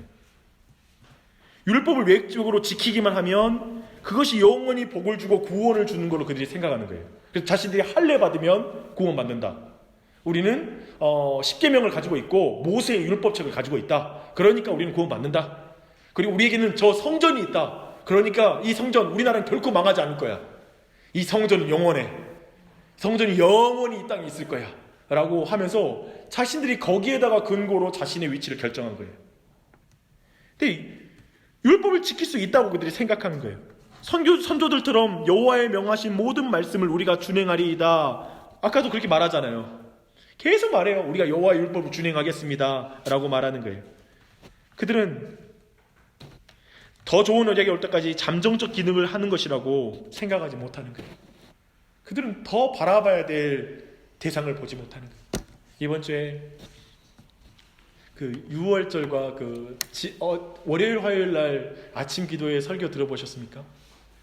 네, 그 설교의 내용이 뭐였냐면 그 마태가 16장에서 예수님의 순환을 시작할 때 뭘로 시작하냐면 이때가 6월절과 무교절에 가까운 때다라고 말해요. 이틀 전이었다고 말해요. 그래서 예수님의 순환을 무교절과 6월절에 가리키는 분, 즉 6월절의 어린 양, 그리고 무교절의 그 떡, 무교병, 즉 예수 그리스도의 순환과 예수 그리스도의 죽으심, 그걸 이 두 사건이 가리키고 있는 걸 마태는 계속 마가는 그걸 설명해 주는 거예요. 그걸 가리키는 거예요. 근데 그 아래서 같이 제자들도 같이 앉아서 떡을 먹잖아요. 근데 그 중에 한 제자가 예수님을 팔아넘겨요. 6월절에 떡은 먹고 있지만 6월절에 무교절에 떡을 먹고 있고 6월절에 포도주는 마시고 있지만 참되신 예수 그리스도의 그 은혜에는 참여하지 못하는 거예요. 진짜 양식을 못 먹는 자가 되는 거예요. 근데 이스라엘 백성이 오해하는 건 뭐냐면 자기들이 그 6월절에 그 양을 잡아먹고 그리고 그 떡을 먹으면 자기들이 그렇게 하나님의 언약 백성이고 구원받는다고 생각하는 거예요. 진짜 바라봐야 될 예수님을 못 보는 거예요. 끊임없이 자기의 행위를 의지하는 거예요. 그 상태에 머물렀다는 걸 계속 보여주고 있습니다. 오늘날에도 그럴 수 있어요. 이 언약을 붙잡고 구약 이스라엘 백성이 가나안 땅인 지상에서 누리는 형통의 복을 율법 순종으로 얻고자 하는 것이 바로 형통복음의 출생이다. 그거 아세요? 여러분 prosperity gospel이라고 말해요. 번영신학. 예수 잘 믿으면 복 받습니다. 순종하면 물질적인 복을 받습니다. 11조를 드리면 거기 11조면 여러분의 월급이 11조가 될 것입니다. 이런 식의 하나님의 말씀하면 이렇게 정말 건강해지고 병든 것은 여러분이 죄를 지었기 때문에 그렇습니다. 여러분이 정말 모든 병든고 나쁜 일이 생기는 건 다 여러분이 잘못해서 그렇습니다. 이런 식의 복음들 번영신학이라고 불러요. 근데 그거 아세요? 이 모든 번영신학이 신의 산 언약을 근거해요. 무슨 말이냐면 그냥 예전의 율법의 시대의 법에, 그러니까 그분들의 특징이 뭐냐면 구약으로 돌아가서 아브라함을 가져와요. 아브라함이 복받지 않았냐, 이삭이 복받지 않았냐, 계속 그들을 예로 들어요. 특히 그 신의 산 언약에서 하나님께서 너희들 내가 복을 주겠다, 지키면 복을 주겠다. 그러니까 사람들이 딱 말씀을 들으면 구약 말씀으로 설명하니까 맞네, 내가 순종하면 물질적인 복 받아야 되네, 물 뿌리고 복이 안 받았다는 소리는 내가 순종을 안 해서 그러는 거네 라고 이렇게 바로 정립이 돼요. 그래서 구약적으로 해석해가지고 그런 번영신학을 막 교회에서 알려줘요. 그럼 사람들이 다들 고개를 끄덕일 수밖에 없어요. 그리고 어떻게든지 뭔가 더 하나님께 드려야 돼요. 11조도 더 드리고 어떻게든 뭐 드려서 복을 더 받아야 되겠다는 생각이 들어요. 성경이 말하고 있잖아요. 근데 기억할 게 뭐냐면 복음 시대에 더 이상 이런 특징이 없다는 거예요. 제 말은 뭐냐면 우리가 예수님을 신실하게 따르고 헌금을 생활을 하고 물질보다 하나님을 더 사랑해서 물질의 복을 받을 수 없다는 말이 아니에요. 근데 그게 특징이 될 수 없다고요. 그게 모두에게 공통적인 특징이 될 수 없다고요. 이제는 더 이상은. 그래서 예수 믿어서 가난한 사람이 나타나는 거예요. 예수 너무 잘 믿으니까 자기 땅 다 나눠줘가지고 가난해진 할아버지가 계시는 거예요. 이제는 그렇게 되는 거예요. 전혀 다른 내용이에요. 그래서 이 특징을 그대로 가져온 게 형통복음이다라는 걸 보고 여러분 좀 이해할 필요가 있습니다. 그래서 지금도 굉장합니다. 이건 지금도 구약 가져와가지고 교회를 그런 말 하더라고요. 교회 건축과 그 다음에 교회 쪽 가면 성전 건축 그러면 얼마나 여러분 헌신해야 되잖아요. 성전은 이미 없어졌어요.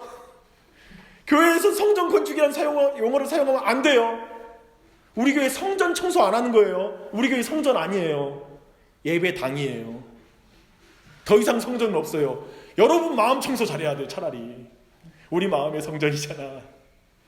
더 신학의 개념은 이렇게 바뀐 이 부분이 더 온전한 것으로 바뀌었다고요. 옛날에는 눈에 보이는 것에 있다면 대체된 게 아니야. 더 온전한 것이 이미 우리에게 온 거예요. 그런 지점을 이해할 때 이런 내용들을 이해하는 건 되게 중요해요. 이런 지점이 이해 안 되면 누구한테 말씀드리면 형통신학이 옳은 것 같고 형통복음이 옳은 것 같고 이렇게 사람이 헷갈려요. 그리고 내가 일생의 삶이 꼬이고 그리고 내가 믿음대로 했는데 고난당하면 왜 나는 이렇게 고난을 당해? 저 사람은 좀 순종해서 복 받았는데 나는 왜 이래? 라는 말 금방 나오거든요. 우리는 그런 말 안 나와요. 이런 걸 정확히 정리해야 돼요. 그래야지 고난도 내게 주어진 고난도 잘 걸어갈 수 있고 내 안에 있는 믿음에게도 잘 걸어갈 수 있고 굳세게 걸어갈 수 있는 거예요. 환경은 어떻게든 와라. 나는 하나님 말씀 따라간다. 라는 그런 중심이 딱 들어오는 거예요. 이게 이런 신학이 정리돼야지. 근데 이 말씀은 이 말 하니까 이 말인 것 같고 이것도 말씀인데 어떻게 해석할지 모르겠고 이 말도 옳은 것 같고 예수님은 고난받으라 하지 이쪽은 예수 믿으면 형통해진다 하지 이건 뭐냐 이러지 않아요. 좀 여러분에게 좀 와닿았으면 좋겠습니다. 네, 이스라엘 백성은 중요한 게 또 한 가지 넘어가면 마지막 장이죠. 율법을 지킬 수 있다는 착각과 자신감이 있었어요. 우리가 할 수 있다는 생각처럼 복음의 은혜에 장애물은 없습니다. 하나님이 해주신다라고 말하는 복음은 매력이 없고 불쾌하기까지 해요. 그래서 이걸 그렇게 사람들이 비난해요. 기독교를 볼 때 너희들이 그렇게 하나님이 해주신다는 걸 믿고 있으니까 제대로 못 살지 라고 말하면서 무력해 보여. 기독교인들은 의지도 없어 보이고 진짜 정말 종교인답지 못하다 막 이렇게 말하기도 해요. 그러나 우리는 이걸 포기할 수 없어요. 이렇게 해라는 말은 너무 매력적이에요. 이해가 돼요. 교회 와서 이렇게 하십시오. 이렇게 하십시오. 교회 와서 우리 교회 성도들은 일주일에 이러면 딱 복 받습니다. 아침 기도의 주중에 한 번 나오십시오. 그리고 여러분 매일 일주일에 3번 이상 큐티하고 그 다음에 주일날 빠지지 않으면 여러분 인생 복 받는 줄 믿습니다. 근데 간단하게 우리 신앙생활 합시다. 복잡하지 말고 이것만 순종합시다 라고 말하면 얼마나 좋아요. 되게 사람들이 좋아하는 거예요. 그래서 여러분 느끼시겠지만 우리 교회 자칫 이럴 수 있어요. 목사님 적용 좀 구체적으로 했어요. 저 많이 들었어요. 적용 구체적으로 들어갔다 여러분 다 잡아요. 잊지 마세요. 복음적 원리를 여러분에게 주고 그 은혜로 여러분이 반응하고 분별하는 법으로 가야지 적용 구체적으로 설교해서 계속 적용했다간 여러분 모두 거기에서 헤어나오지 못해요. 그것도 해야 되고 저것도 해야 되는데 어떡할까요? 근데 지금 하나님이 이렇게 해주시겠다라고 말하는 이런 부분, 하나님이 해주신다는 말을 사람들은 불쾌하게 생각합니다. 할 일을 주니까 사람들이 신이 나요. 하나님은 여러분이 하나님을 위해 희생하고 헌신하고 수고한 것을 가지고 그 토대로 서 있는 여러분을 보지 않아요. 그게 율법이에요. 여러분이 헌신하고 수고한 걸로 하나님 앞에 서려고 하는 것, 자꾸 사람들이 이렇게 말해. 마지막 날에 내가 한 일이 없어가지고요 천국 가서 지금 가면 안 돼요. 그래도 하나님 앞에 가서 내가 뭔가 설 것 가지고 가야죠 라고 말해요. 그게 교만한 거예요. 그게 예수님 못 믿는 거예요. 여전히 율법적으로 신앙생활을 하고 있는 거예요. 내가 뭔가 해야 되는데 라는 마음 갖는 거예요. 신앙생활 그게 아니에요. 그렇게 말하지 않아요. 그리스도 안에 있는 사실로 은혜 아니면 죽을 수밖에 없는 약한 존재임을 인정하는 것으로 하나님 앞에 서고 하나님이 받으시는 거예요. 그러면 됐지. 그걸 꼭 기억하십시오. 최근에 저는 페이스북에서 한 목사님의 되게 제가 좋아하는 분이 계세요. 근데 그분이 참 이런 말을 썼어요. 자신의 죄를 보고 너무나 아파가지고, 그리고 자신에 대해서 자신의 어떤 실력 없음과 또 어떤 위선적인 모습과 비열한 모습을 보고 결국에 교회 안 나가기로 결정하잖아요. 그 사람이 제일 교만하대. 그게 다 발견됐으면 예수님을 의지하는 게 제일 겸손한 거고요. 그 내 교만하고 내 안에 불완전하고 온전하지 못한 걸 내가 어떻게든 고쳐가지고 좀 좋아지면 교회 올게요 라고 말하는 사람이 그렇게 교만한 사람인 거예요. 기독교에서는. 세상에서는 그게 양심적이라고 부르잖아요. 그리고 심지어 기독교인을 비양심적이라고 부르거든요. 뭐 제대로 못 살면서 하나님 의지한다고. 비양심적인 것들 그렇게 말하거든요. 아니요, 말해줘야죠. 나 부족한 거 알아요. 미치도록 부족해요. 아마 당신보다 더 부족할 거예요. 그래서 저는 예수님 의지할 수밖에 없네요. 그래야지 조금이라도 내가 하나님의 능력 받아서 살 수 있어요 라고 말하는 게 맞죠. 되는 것처럼 보이는 게 위선스러워서 그렇게 말하는 것이겠죠. 그렇다면 마지막으로 우리가 볼 것은 신의 산 언약 안에 숨겨진 진리입니다. 그렇다면 신의 산 언약의 역할은 뭐냐? 그럼 율법의 역할은 뭐냐? 라는 것이죠. 율법의 원리는 지상의 땅을 유지하는 기초예요. 약속의 원리는 천상의 땅에 들어가는 영생을 누리는 것의 기초예요. 행위 언약은 지상의 땅을 유지하는 기초예요. 그래서 마지막에 악이 가득 차잖아요. 그러니까 심판이 임하는 거예요. 이건 심판의 기초예요. 율법은. 그래서 소돔과 고모라가 멸망당하잖아요. 하나님께서 마지막 날까지 기다리지 않고 인간 세상에 들어와서 국지적으로 심판이 일어난 거예요. 하나님이 직접. 근데 그때 표현이 뭐냐면 소돔과 고모라 땅에 악이 관영하였다고 표현해요. 이 표현이 한 번 있었고요. 또 이런 표현이 나오는 게 이스라엘 백성이 가나안 땅 정복할 때 그 가나안 지역을 뭐라고 하냐면 아모리 족속의 땅인데 그들의 죄가 가득 차지 않았기 때문에 아직 심판 못한다는 성경의 표현이 있고요. 이제 그들의 죄가 가득 찼기 때문에 그들에게 심판하고 들어오는 거예요. 국지적인 심판이 일어나는 거예요. 근데 마지막 날 심판은 뭘까요? 전 우주적으로 완전히 죄가 관영해진 거예요. 율법 언약의 원리에 따라서 지상의 땅을 심판하시기로 하신 거예요. 그게 마지막 심판이에요. 근데 그때 우리가 천상의 땅에 들어가는 거, 즉 새하늘과 새 땅이라는 이 땅에 들어가는 영생을 누리는 것은 은혜 언약으로 간다고요. 하나님 내가 하리라, 내가 너의 죄를 위해서 죽었다라고 하는 예수님의 말씀을 믿는 것으로 가는 거예요. 이해되시죠? 이 두 가지 원리를 볼 필요가 있어요. 신의 산 언약은 그 형식에 있어서 행위 언약으로 율법의 원리를 대표한다. 그래서 이스라엘 백성 중에 중생한 자들은 신의 산 언약 안에서 내적이고 영적인 순종을 요구하는 것을 보고 알았습니다. 구약에 있는 사람들도 이걸 안 거예요. 자기의 죄 없음으로 하나님 앞에 의로워질 수 없다는 걸 다윗이 알고 우는 거예요. 그리고 하나님 내게 성령님 내게 떠나지 마옵소서라고 막 간구하면서 주님의 은혜를 간구하는 거예요. 날 용서해달라고. 그게 신앙인 거예요. 저는 사울과 다윗의 우리 알 거예요.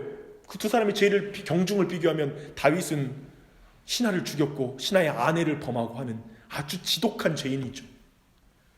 제사 지내기 위해서 동물 살리는 거하고는 비교할 수 없을 정도의 악한 왕이 다윗이에요. 근데 사울은 버림받아요. 다윗은 하나님께 용서받아요. 왜 그러냐면 사울은 끝까지 하나님의 용서를 못 믿어요. 하나님의 은혜를 구하지 않아요. 근데 다윗은 하나님의 은혜를 구하고 하나님과 관계를 맺는 거예요. 여기 사울은 끝까지 하나님과 거래할 줄만 아는 거예요. 오늘날 신앙인도 다 있어요. 결국 내가 보니까요, 진짜 힘들 때 그게 드러나요. 자기가 무슨 실수든지 실패든지 뭐 어떤 어려움을 다 닥쳤을 때, 그리고 자기의 죄가, 특별히 내 죄가 다 드러나고 넘어졌을 때 마지막에 남는 이게 있어야 돼. 뭐냐면 그러니까 하나님 은혜밖에 없다, 나 주님 은혜가 아니면 안 돼요 라고 말하는 사람과 이러려고 하는지, 됐다, 그냥 양심적으로 사자, 가식적인 너 싫어, 그만 신앙생활 하자라는 쪽으로 가면 내 행위로 가는 거예요. 기억하세요. 그 지점을 말하고 있는 거예요. 철저히 은혜 언약 안에 있는 거예요. 이것은 바로 선지자들이 지적했던 마음의 할례를 받았다는 거예요. 구약 때에도 마음의 할례를 받은 자가 구원을 받는 거예요. 진실한 신자들은 신의 산 언약 아래서도 아브라함에게 주신 은혜 언약을 믿었고 성령의 능력으로 영적 순종을 나타낼 때 구원과 영적 축복이 주어짐을 알았어요. 구약 때도 그랬다고요. 동일하죠? 다른 게 하나도 없죠, 그렇죠? 철저하게 믿어요. 은혜 언약은 구원의 길을 약속하지만 신의 산 언약은 국가적인 순종에 기초한 가나안에서의 국가적 보존의 길을 약속한다는 차이를 알았다. 그래서 심지어 그런 거예요. 그렇게 말하는 거예요. 선지자들은 심지어 하나님, 이 나라가 망합니다, 이제 너희들 망한다 나라는. 그러면서 그 선지자가 말하는 뭐냐면, 그런데 하나님이 새 언약을 세우셨다, 너희들이 하나님께 돌아오면 너희들 다시 회복될 것이다 라고 보는 거예요. 눈에 보이는 그 나라는 행위 언약으로 망하게 될 거라는 걸 아는 거야. 그렇다고 해서 하나님의 이 백성을 향한 계획이 취소되지 않는다는까지 믿는 거야, 이 사람이. 그래서 그 은혜를 구하는 거예요. 이렇게 볼 때 그 성경이 해석이 되잖아요, 그렇죠? 이젠 선지자들의 기도가 해석이 돼요. 은혜 언약은 하나님과 친실한 신자들 사이에 개인적으로 맺어졌고, 거룩한 마음과 하나님의 율법에 대한 영적인 순종을 나타낼 때 그들에게 영적인 축복들을 보장하고 확증하였다. 그러므로 우리는 이렇게 말할 수 있다. 구약 이스라엘 백성도 이스라엘 신의 산 언약 아래에서 약속을 믿음으로 말미암아 하나님의 영원한 안식에 들어갈 수 있었다고 말할 수 있다. 구약도 동일한 것입니다. 그들은 신의 산 언약을 순종함으로써 지상나라의 복도 유지할 수 있었어요. 그래서 그걸 보여주는 게 다윗 왕 때예요. 하나님의 말씀에 순종하면 진짜 눈에 보이는 그 부요함과 풍요로움과 평화가 찾아온 거예요. 왜냐하면 특별한 나라였거든요. 신정국가였거든요.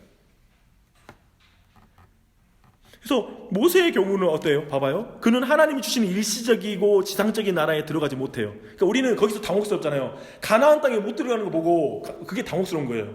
모세 구원 못 받은 거 아니야? 어떤 경우는 극단적으로 가나안 땅에서 죽은 모든 사람들은, 아니 가나안 땅에 못 들어가면 그건 구원 못 받았다라고 막 해석하는 경우도 있거든요. 그러면은 못 들어간 사람 다 죽었네, 모세도 구원 못 받은 거 아니야? 뭐 그런 생각하는 거죠. 그러나 그는 영원한 안식에 들어갔어요. 가나안 땅에 들어가지 못했을 뿐이에요. 그가 가나안 땅에 들어가지 못한 것은 멸망을 뜻하는 것이 아니라 그는 믿음으로 구원을 얻어 하나님의 영원한 안식 가운데 들어가 있는 것입니다. 그렇게 이해할 수가 있겠죠. 이제 마지막 교훈과 적용을 하겠습니다. 땅의 약속, 율법이죠. 영원한 안식, 복음을 구별해야 됩니다. 우리는 약속과 복음을 같이 필요해요. 그러니까 여러분, 율법과 복음은 항상 같이 가요. 이 둘은 가지 않을까요? 율법만 남으면 율법주의고요, 복음만 남으면 이것은 값싼 은혜예요. 행함이 없는 믿음이 돼요. 이 두 가지는 같이 가요. 실제로 눈에 보이게 하나님 나라 백성답게 사는 건 율법을 지킴으로 하나님 나라답게 사는 거예요. 하나님의 백성답게. 그렇죠? 그러나 은혜 언약으로 정말 하나님이 주시는 그 참된 구원에 우리가 완전하게 이룰 수 없는 걸 은혜 가운데 우리가 그 길을 걸어갈 수 있는 것이죠. 그래서 우리는 땅의 약속을 보장하는 신의 산 언약을 영원한 생명과 안식을 약속하는 복음과 구별해야 된다. 신의 산 언약은 일시적이고 과도기적인 질서로 구속 역사의 막간에 주어진 것이다.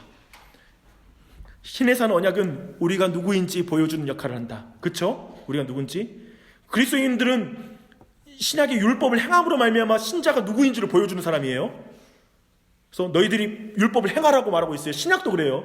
율법을 행하라고 말하고 있어요. 우리의 구원은 결코 우리의 의무를 행함으로써 주어지는 것이 아니라는 것을 보여준다. 신의 산 언약은 쌍무적 계약이다. 이것은 결코 우리를 구원하지 못한다. 우리는 율법을 행함으로 구원받는다고 생각하지 않아요. 그런데 율법을 행해야 된다고 생각해요. 그렇죠? 그리스도인들은 율법을 행해야 돼요. 그런데 율법을 행함으로 구원받는 건 아니에요. 기억할 필요가 있겠죠? 그 부분을 정확히 정리해야 돼요. 또 한 가지, 이 율법은 우리를 구원하지 못해요. 인격적인 존재만 우리를 구원할 수 있어요. 구원은 오직 하나님의 일방적인 맹세로 주어지는 것이다. 곧 아브라함 언약이다. 오직 내가 이루려고 말씀하신다. 2번이나 지키겠다고 단언한 이스라엘 백성은 시내산 언약을 못 지켰죠. 그러나 그리스도께서 우리가 연약해서 지킬 수 없는 율법을 다 지키셨어요. 이것이 복음입니다. 신구약을 통틀어 오직 하나님의 약속을 믿는 자만이 구원을 받았고 오직 믿음으로만 구원을 받았습니다. 이 모든 내용이 되는 것이죠. 이번 주가 무슨 날이에요? 고난주가 아니에요. 나는 근데 이 복음의 내용이 우리 인간이 고안해내고 상상해낼 수 없는 하나님을 가리킨다고 믿어요. 어제 사실 제가 한 글을 써서 보냈는데 보셨는지 모르겠어요. 좀 어려운 글일 수 있는데 전체 카톡방에 보낸 것이었는데 한 C.S. 루이스가 근무했던 그 대학교의 교수님이 한 인터뷰한 그런 영상을 보고 인사이트를 얻어서 쓴 글이었어요. 근데 그 글이 뭐냐면 C.S. 루이스가 나니아의 연대기를 써가면서 하나님의 모습에 대해서 사자로 그리고 있다는 거예요. 매우 거칠고 그리고 접근할 수 없는 하나님, 두려운 하나님, 그런 존재로 그렸다는 거예요. 짐작이 안 되는, 예상이 안 되는 듯한 느낌.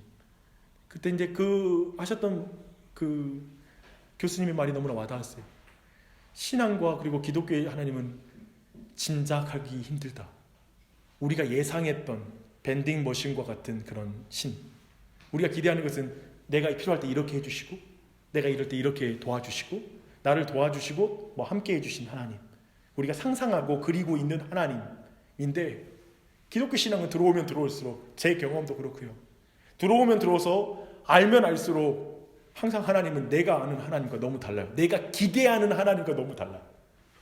그리고 끊임없이 신앙에서 만나는 거 뭐냐면 의외성이에요. 너무 당혹스러워. 그 극치가 고난이에요. 고난 주간 내내 확인하는 거 뭐냐면 어떻게 신이 인간에게 왜 이러세요? 어떻게 신이 자신을 배신한 인간을 위해서 인간이 되시죠? 어떻게 이걸 상상해낼 수 있어요? 그리고 어떻게 그를 위해 죽을 수 있어요? 왜 고통을 당하는 나를 위해 그 자신이 고통을 통과하여서 기쁨을 주고 계시고 죽을 수밖에 없는 나를 위해서 그 자신이 죽음을 통과해서 나에게 부활을 주십니까? 왜 나에게 이런 변화를 줍니까? 난 이 상황에서 슬퍼할 수밖에 없고 나는 이런 환경에서 고난을 당할 수밖에 없고 난 이런 조건 속에서는 불평할 수밖에 없는 내 가정 환경이고 내 출생 환경이고 그리고 미래를 생각해도 소망이 없는 나에게, 근데 그런 나에게 완전히 변화를 주는 그 방법이 너무나 우리가 상상할 수 없는 방법인 거예요. 예수 그리스도의 고난과 죽음과 부활. 그 부활은 극치죠. 우리가 상상해낼 수 있는 모든 개념의 것들을 뒤집어 버리죠. 이 신과는 그 당시 고대 근동에 어디에서도 가져올 수 없는 신관이었어요.